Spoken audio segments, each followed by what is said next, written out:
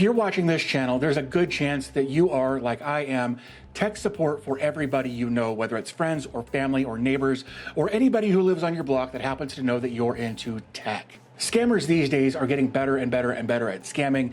Websites are putting more and more and more tracking codes on their websites so that they can serve ads to you while you're browsing the rest of the internet. So what I like to do to help keep my weekends free is make sure that the people that I do tech support for are less likely to become victims of these things, whether it's scams, advertising, marketing, whatever the case may be. I like to put a little bit of preventative measure in place to make sure that those things don't happen. So I came up with this idea and I want to share that with you today. So what we're going to do today is we're actually going to go over to Linode. Check out the link in the description down below. There's a link down there that will give you $100 to spend over the course of 60 days over on Linode just to check them out.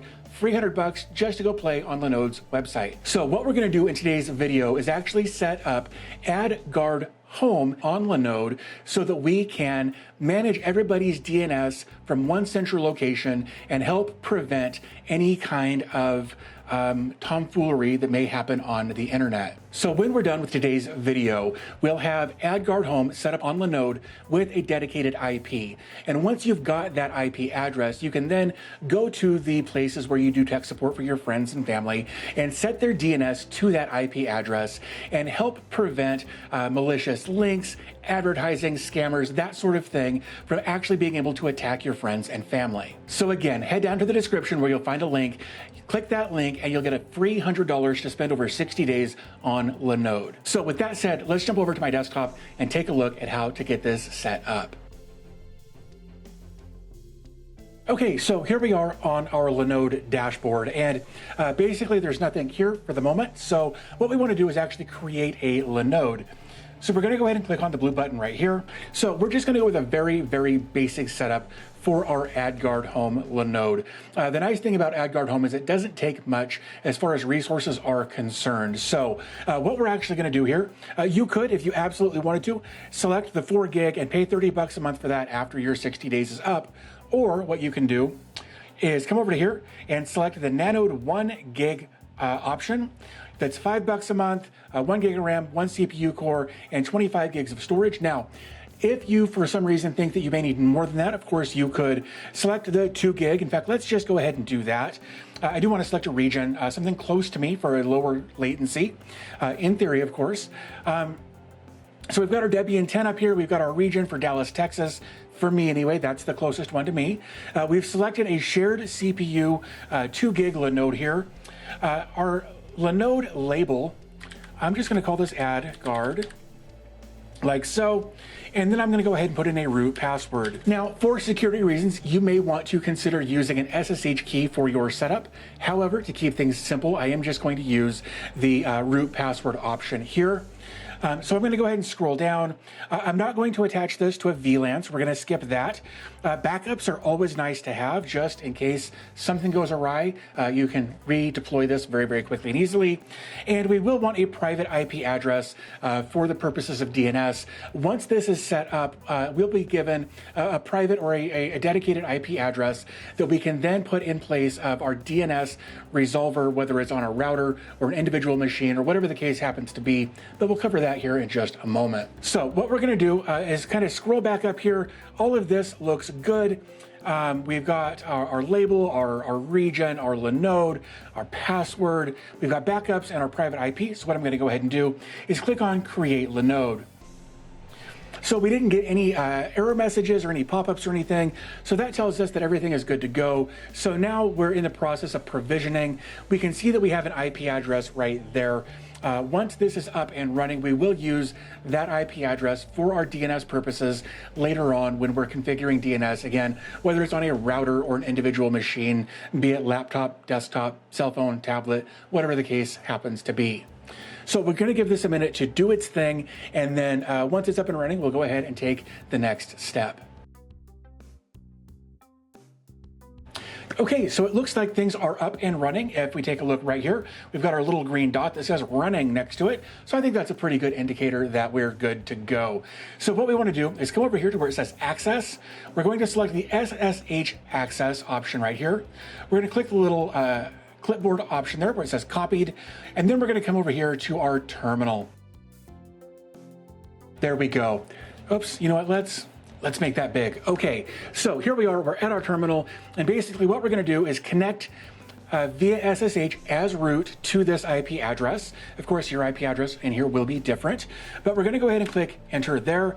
And it's saying, hey, this is the first time you've connected to this server. Are you sure you trust it? Because we copied it, we know we didn't fat finger anything.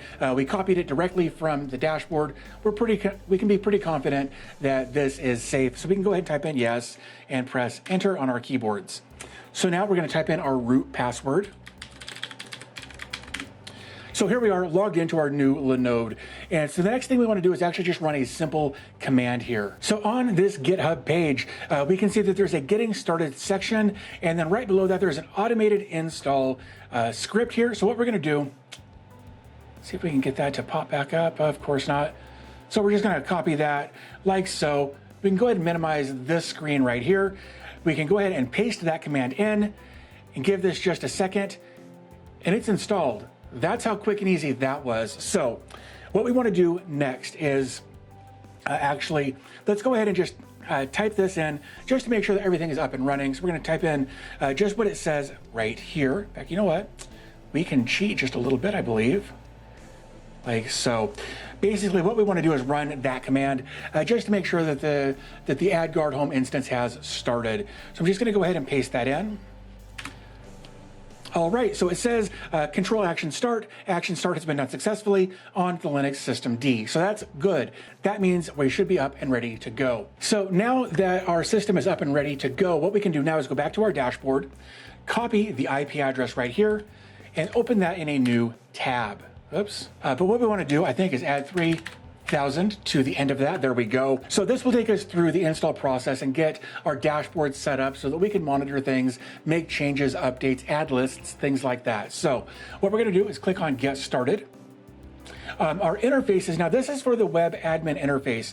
I want to change this. I don't want this to be on port 80. It's too easy to find. So let's do 8180 for the dashboard here. And then what we're going to do is I'm just going to copy this URL right here because it says your AdGuard Home admin web panel or web interface will be available on the following addresses. And really what we're looking at is this IP address right here matches with that IP address right there. There is a little difference in the port, and that's fine, not a big deal. But I'm going to go ahead and just copy this URL. Copy the link address there. So under that, we've got DNS server. And under that, it says all interfaces and port 53. That's perfectly fine. Don't need to touch that. That's where we want to be. And then below that, it does say that we want to have a static IP address. Now, the reason for that is if this IP address were to change, you'd have to go through and update the DNS resolver on all of the people that you're doing tech support for. And that could be tedious after a while. So we want to make sure that we have a static IP for this, dedicated, reserved, private, whatever word you want to put there, but we want to make sure that our IP address isn't going to change. So once we've established all of this, we can go ahead and click next. So now we're going to create an admin user account. I'm going to go ahead and put in a username. And once we've got our password entered, we can go ahead and click next. And then this page is saying, hey, here's how to configure your different devices. And they've actually got kind of generic options for routers, Windows, Mac OS, Android, iOS, and DNS privacy. So go ahead and look through the ones that are applicable to you and your setups to find out the instructions on how to do that. I'm going to go ahead and click on next though. And then I'm going to click on open dashboard. So here we are. It went ahead and it redirected us to the IP address with the 8180 port, like we can see right up here. So I'm going to go ahead and enter my username and password, and I'll click sign in. And here we are. We're on our dashboard. So right now we're not seeing that there are any DNS queries here because we haven't actually pointed anything to this AdGuard setup. So what we want to do first and foremost here is I want to go over here to block lists under filters. And there's a default list already in here. I'm going to go ahead and add this other one by checking the box. And then I'm going to click on add block list. Here we've got a couple of options. There are several block lists that are kind of pre-built into this that you can select from and add to your setup here. Or if you have a good resource of other well-established block list, you can add a custom list. To do that, we would click on Add a Custom List, and then we would give it a name, put in the URL, and click Save, and then repeat that process for any of the lists that we wanted to add. However, I don't want to do that in this particular instance. What I do want to do, though, is click on Add Block List, choose from List, and then I just kind of like to go through and select all of the general options here. Under Security, I also like to check all of those. Under regional, this is kind of up to you, depending on where you live, what kind of websites you're visiting, things like that. Definitely select the appropriate regional lists that apply to you. If there aren't any, don't worry about it. You don't need to select any of those. And then below that, other block lists, Windows Spy Blocker, totally up to you, but I like to do that one as well. And then I'll click Save. So now it'll go through the process of adding each of these individual lists. And then once that's done, what we can do is switch this to like 25 rows. And here we can see all of the lists. And just to make sure that everything's up to date, we're going to go ahead and click on Check for Updates. And here we can see this was originally 0. So we just added an additional 7,000 block lists or rules rather to our block lists. So here we can see that there are a ton of rules that are set up in our AdGuard Home very, very quickly and easily. And I think this is a very good starting point for security purposes to help people stay safe online. Now, there's some other really cool stuff that you can do with AdGuard Home. So let's actually take a look at filters, and let's go to blocked services. So on this page, there are a bunch of predefined services that you can pick and choose from and block them very, very easily by just simply coming over here and checking that box. Let's block TikTok and VK and WhatsApp and Weibo. I'm just kind of picking these at random. QQ and OK.ru, all of those are now blocked. Well, not until we actually come down here and click Save. So now we've got a pretty good foundation for our security on the DNS level anyway. There are, of course, other things that you can do up here. You can do custom filtering rules, and they've got great examples down here to block specific websites and things like that. So for instance, if you wanted to block a specific domain, all of its domains and subdomains and things like that, you can just paste that in there, and then of course you could then block or change this URL here. So let's say dbtechreviews.com, like so. And so basically now, once I click apply, once we actually change the DNS of this system to point to our AdGuard Home server, in theory, I shouldn't be able to access dbtechreviews.com. Now, of course, this is just one example. You can go through and figure out what kind of things you'd like to block or allow or bypass or whatever the case may be using custom filtering rules here. There are also allow lists. So if you wanted, let's say you had a list in your block list, you could then overwrite something using allow lists if you wanted to do that. If we come over here to settings, we've got general settings. So let's come into here. You can block domains using filters and host files, and the filter update interval is currently 24 hours. You can change that. I think 24 hours is probably a pretty safe starting point. You can adjust that up and down as you see fit. You can use the AdGuard browsing security web interface, and basically this will allow AdGuard Home to check if the domain is blocked by browsing the security web service. It'll use a privacy-friendly lookup API to perform the check. So you can enable that if you'd like. You can enable the parental web control service. So it would block adult websites, maybe gambling websites, things like that would be blocked just by checking that box. And then using Safe Search, this will by default enable Safe Search on any of the compatible search engines, whether it's Google, YouTube, Bing, DuckDuckGo, Yandex, or Pixabay. Below that, we've got enable log. Absolutely, you want to keep that enabled so that you can kind of keep track of what's going on, what websites are being visited, what kind of sketchy things are happening on individual networks. And then below that, we've got anonymized client IP. Because you're the tech support person for your friends and family, I would not enable this. I might enable this if we were in a commercial setting. However, because we want to kind of know who's doing what and what kind of things they may be exposed to. If you anonymize this, we won't know who is possibly being attacked or who is clicking on what links and making themselves susceptible to being attacked. So I would not enable anonymized client IP. Go ahead and click on Save below that. And then you can enable statistics below, and you can decide how long you'd like to retain your statistical data. I like to do 30 days here. So I'm gonna go ahead and do that and click Save. If at any point you wanted to, you could clear the logs or the statistics by clicking the appropriate button next to each one here. If we come back up to the top, under Settings, we've got DNS settings in here. So that you could have upstream DNS servers. By default, DNS Quad 9 is a great option. I also often like to use Cloudflare, but I think using the default stream or upstream servers they've got here is just fine. And then, of course, there are other examples of ways that you can optimize your settings for your particular need. Definitely go in there and kind of play with those, figure out what works best for you and the people that you're doing tech support for. If you want to, you can, of course, test the upstream. It looks like everything is working correctly. We can see that in the bottom right corner there. You can enable eDNS client subnets, enable DNS security.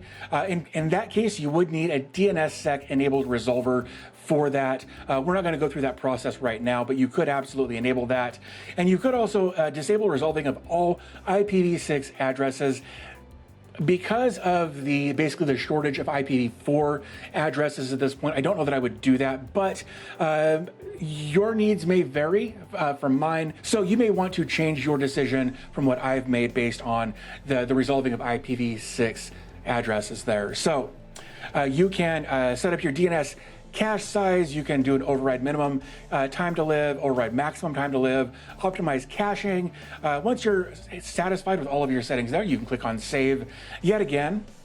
So we can scroll back up to the top of the page here. So here we've got stuff to set up encryption for HTTPS, DNS over HTTPS, and DNS over TLS. For that to work, you would need a server set up with an SSL installed on it. We're not going to do that for the sake of what we're doing here, but you absolutely could set that up here. So here we've got client settings, and what's cool about this is you can be pretty granular about what services, what block lists, what kind of settings you've got for individual clients in here. So that's definitely a cool thing to dig through and get an idea of what you might want to set up. You know, whether it's your grandmother or your cousin. Kind of making those settings age appropriate, both for people who are too young or too old to understand how the internet works. If we come back up, we've got DHCP settings. This one we're not going to mess with because this is something that you might have on a local network setup, so we're not going to deal with this. But basically, we've kind of got a good base startup here.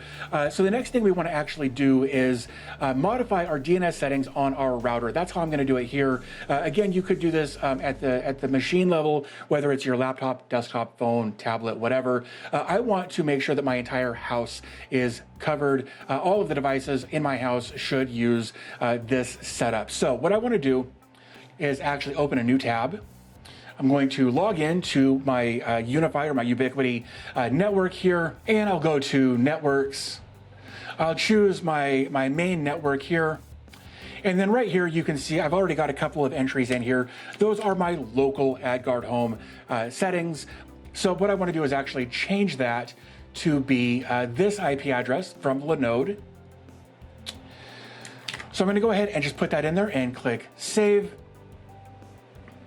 And now that part is good to go. Now, here's the thing. If I come back to my home page and I refresh, nothing's going to happen at this point. It may take a second to settle in. The other thing that I've noticed, at least on my machine here, what I want to do is actually minimize this. I want to then go into my network settings. Oops. And this is just one of those little one-off things that I've noticed that I have to do. You may not have this issue, and if you don't, that's great. But let's go ahead and click on Wi-Fi here. I'm going to go ahead and forget this connection. And now that that's the case, I can come back in here and reconnect. So while that's doing its thing, I'm going to go ahead and disconnect. Oops, like so. And the next thing that I want to do here, oops, you know what, let's do this. is I actually want to take a look at what my DNS settings are on my local machine here. This is how I have to do it for Linux. So if I go ahead and do that, here we can see my DNS settings are in fact the Linode IP address. So let's come back over to our dashboard here and let's refresh. Hey, all of a sudden we're getting DNS queries, so that's good. Let's actually go ahead and open up dbtechreviews.com. Okay, so that setting didn't work. That could be a configuration issue on my end, but what we can do here is actually scroll down. Let's open up one of these. Oh, there it goes.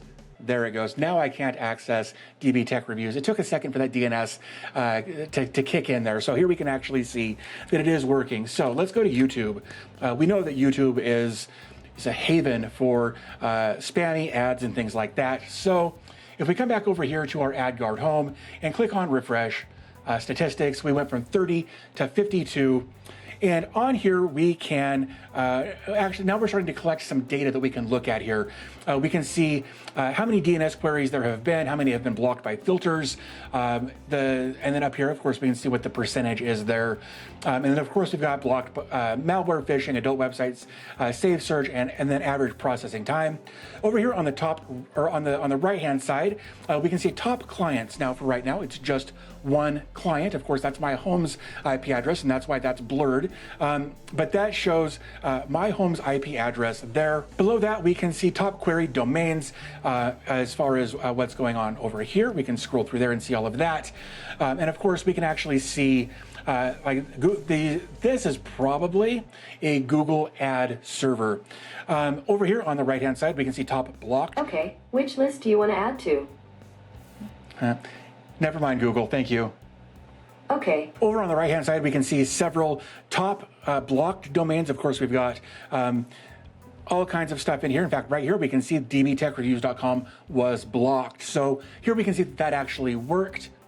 If we come up to our top client here and open this up, here we can kind of get an idea of all of the different URLs that my IP address has tried to access. If we see anything in here that we don't like, of course, we can actually hover over the right side. There's a red block button. We can then block that URL from being accessed in the future. And it's a very easy, convenient way to go through there and block services very quickly if we see a trend or a pattern, or we see URLs that they just shouldn't be accessing.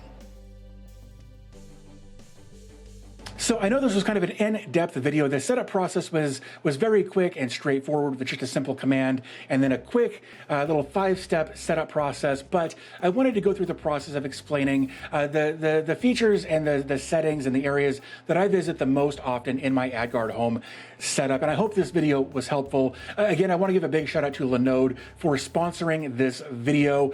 Definitely check out the link in the description down below where you can get $100 to check out their service free for 60 days, just to try out some different things, see if maybe you want to give this little project a test for your own peace of mind.